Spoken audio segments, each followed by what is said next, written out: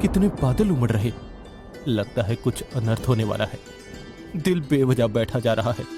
अनिकेत आसमान की तरफ देखता हुआ बड़बड़ाए जा रहा था। उसको इस तरह चिंता में बैठे हुए देखकर उसकी पत्नी दीपा बोली, इतनी चिंता करोगे तो कैसे काम चलेगा? चलो अंदर आ जाओ, लगता है बहुत तेज बारिश आने वाली है। दीपा, पता नहीं क्यों दिल घबरा रहा है। मैं सच कह रहा हूँ, मैंने बल्ली को अपनी आंखों से सरजीत के पेट में चाकू मारते हुए देखा है। उसने बड़ी बेरहमी से सरजीत को मार डाला।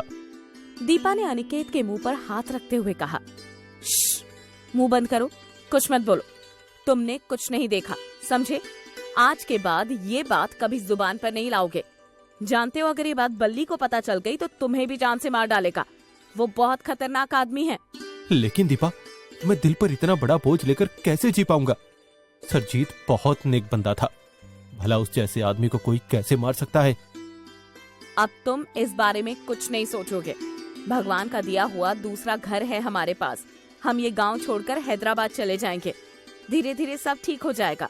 तुम्हारे दिमाग से सरजीत और बल्ली हमेशा के लिए निकल जाएंगे। हम कल ही हैदराबाद के लिए रवाना हो जाएंगे। लेकिन हमारा वो घर तो परसों से बंद पड़ा है, वो रहने लायक कहाँ रहा होगा? अपने जिगरी दोस्त उमेश जी को फोन कर दो, वो किसी नौकर से वहाँ की साफ सफाई करवा देंगे। हैदराबाद में अनिकेत का पुश्तैनी मकान था। दीपा से शादी हुई। वो अपने माँ बाप की इकलौती संतान थी। उनकी मौत के बाद अनिकेत और दीपा वहीं शिफ्ट हो गए ताकि उनकी प्रॉपर्टी की देखभाल होती रहे। अनिकेत ने उमेश को फोन करके बताया कि हम लोग वापस आ रहे हैं। अनिकेत, तुझे क्या बताऊं कि आज मैं कितना खुश हूँ। मन तो कर रहा है कि पूरा हैदराबाद फूलों से सजा दूं। बस यार, तू देर मत कर, जल्दी आ जा। अब बिल्कुल इंतजार नहीं हो रहा। अनिकेत भी उमेश और अपने पुराने दोस्तों से मिलने को बहुत तरस रहा था। अब तो वहाँ गए हुए जमाना गुजर गया। सरजीत का कत्ल और अपने गांव जाने के विचारों ने अनिकेत को रात भर सोने नहीं दिया।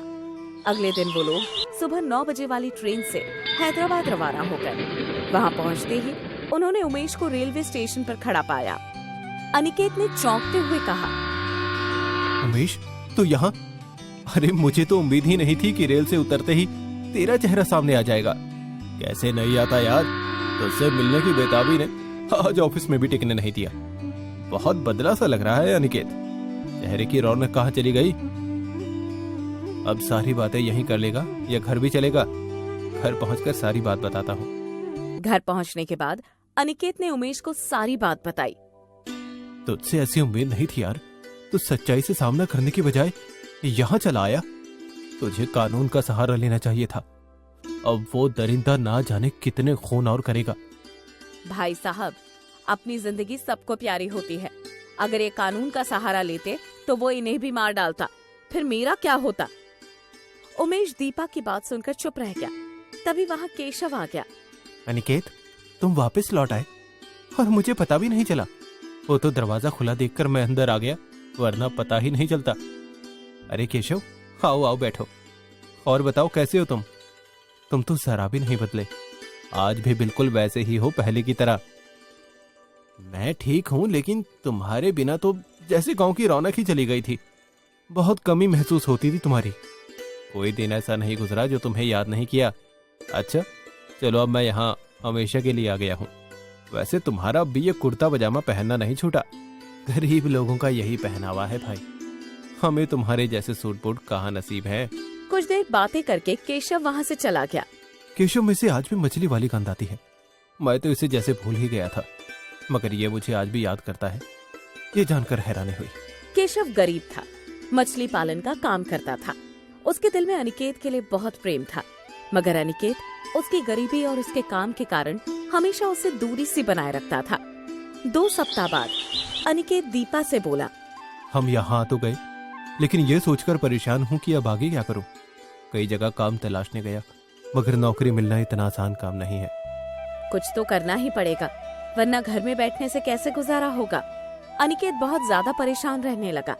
एक तो नौकरी ना मिलने की चिंता, ऊपर से अभी भी अतीत उसको चैन से सोने नहीं देता था। यहाँ तक कि अब नींद अक्सर नींद की गोलियां खाकर ही आती थी।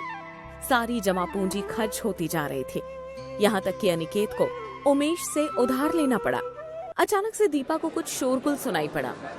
दीपा अनिकेत से बोली, जरा सुनो तो, बाहर से कुछ आवाजें आ रही हैं। अरे हाँ, आ तो रही है, मैं अभी देखता हूँ। अरे ये उमेश भी कहीं भागे जा रहा है। कुछ देर बाद पता चला कि केशव की तबीयत अचानक से बहुत खराब हो गई है। अनिकेत भी उस तरफ चला गया। कुछ लोग उठाकर केशव को अस्पताल ले गए। अनिकेत ने उमेश से पूछा, क्या हुआ केशव को? पता नहीं, कभी कभी बेहोश हो जाता है। बीमारी का पता नहीं चला। परिवार में कोई देखने वाला है नहीं। सारा जीवन परिवार को समर्पित कर दिया। बहनें ब्याह कर ससुराल चली गई और माँ बाप स्वर्ग से धार गए। जिम्मेदारियों में अपने बारे में कभी सोच ही नहीं पाया बेचारा। बहुत दुख हुआ जानकर कि वो बिल्कुल अकेला है। काश मैं उसकी कुछ मदद कर पाता। मैं तो खुद ही तंगी से गुजर रहा हूँ। उमेश, मेरी मदद कर दे यार। मुझे 10,000 रुपए दे दे, नौकरी मिलते ही लौटा दूंगा। तो जानता है यार कि यहाँ एजुकेशन कितनी महंगी है। अभी बच्चों का एडमिशन कराया है, होते तो जरूर दे देता, लेकिन अब पैसे किस लिए चाहिए? अभी पिछले महीने तो तूने 20,000 लिए थे। अरे वो घर का राशन खत्म हो गया था और तेरी भाभी भी प्रेग्नेंट है, उसकी दवाई आनी थी। चल कोई नहीं, अस्पताल चलते हैं, देखते हैं कि केशव को डॉक्टर क्या बताते हैं। अस्पताल जाकर पता चला कि केशव अब कुछ दिनों का मेहमान है। उसकी दोनों किडनी खराब हो गई है। ये सुनकर उन दोनों को बहुत दुख हुआ। भला इतने भले आदमी के साथ इतना बुरा कैसे हो सकता है? दुखों का कोई अंत नहीं होता। अनिकेत और उमेश जब भी केशव से मिलने जाते थे, उस समय उमेश के हाथ में फल और जूस होते थे और अनिकेत नजर झुकाए हुए खाली हाथ खड़े हो जाता था। अनिकेत का दिल भारी हो गया।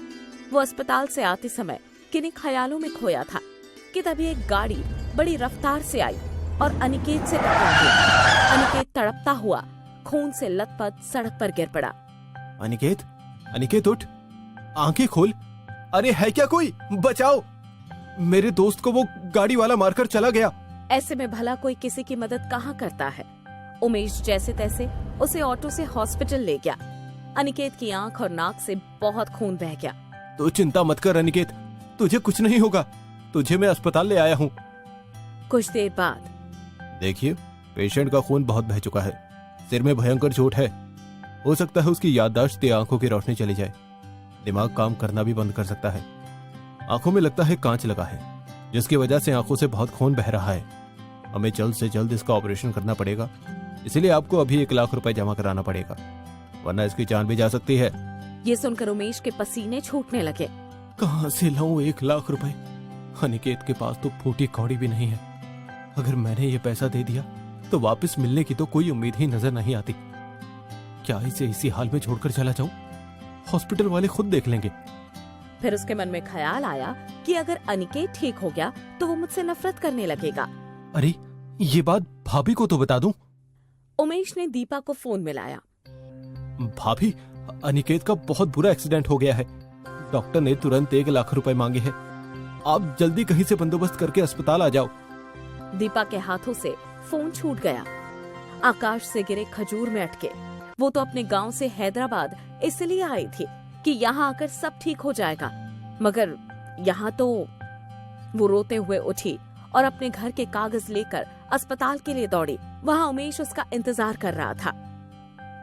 दीपा उमेश को देखकर हाथ जोड़ते हुए बोली, भाई साहब, मेरे पास पैसे तो नहीं है, लेकिन ये हमारे घर के कागजात है। आप हमारा घर गिरवी रखकर किसी से पैसे ले लो, इन्हें बचा लो भाई साहब, वरना मेरा बच्चा इस दुनिया में आने से पहले ही अनाथ हो जाएगा। उमेश ने उसके हाथ से कागज लेते हुए कहा, आप यही रुको, मैं कुछ देर में कहीं से पैसे लेकर आता हूँ।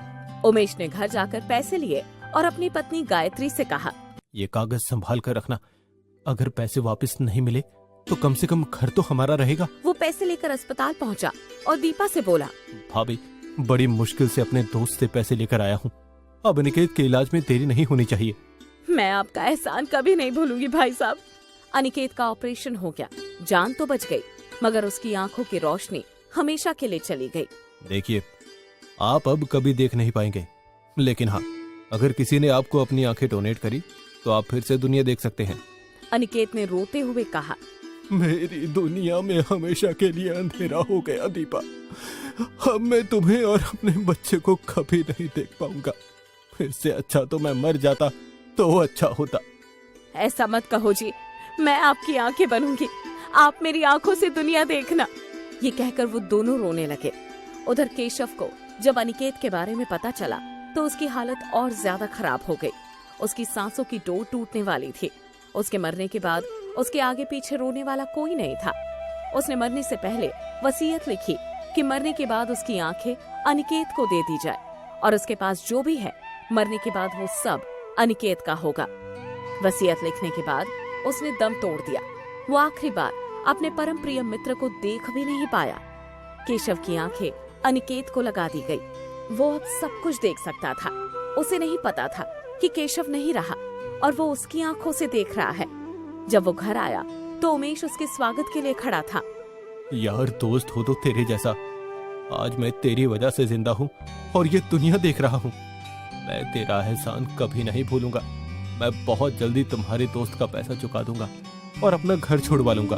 तभी वहाँ गायत्री आई और घर के कागज अनिकेत को सौंपते हुए बोली, भाई साहब ये लीजिए घर के कागज। वो पैसे उमेश जी के ही थे, ना कि किसी और के। कहीं आप चुका ना पाओ इसलिए उन्होंने कागजात अपने पास रख लिए थे।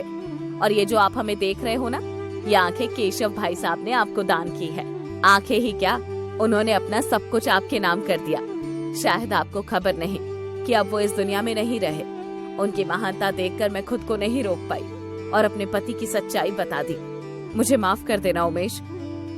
ये सुनकर अनिकेत की आंखों से आंसू बहने लगे और उमेश की आंखें शर्म से झुक गई। अनिकेत शीशे में अपनी आंखें देखता हुआ बोला, मैं तो हमेशा तुमसे दूरी बनाए रखता था केशव, और तुमने मुझे सब कुछ दे दिया। और उमेश तू तो मेरी जान था। तूने पैसे के लालच में आकर मुझसे झूठ बोला और मौके का फायदा उठा लिया। तुम दोस्ती की असली परीक्षा में सफल हो गई केशव। हर जन्म में तुम ही मेरे दोस्त बनकर मिलना। अब उमेश का वहाँ रुकना मुश्किल हो गया। वो शर्मिंदा होकर वहाँ से चला गया। केशव के खाते से 5 लाख रुपया मिला, जिससे अनिकेत ने अपना कारोबार शुरू किया, जिसका नाम केशव इंडस्ट्रीज रखा। आज भी वो अपनी आंखों पर हाथ रखकर केशव को महसूस करता है और हर बार उसका शुक्रिया करता है।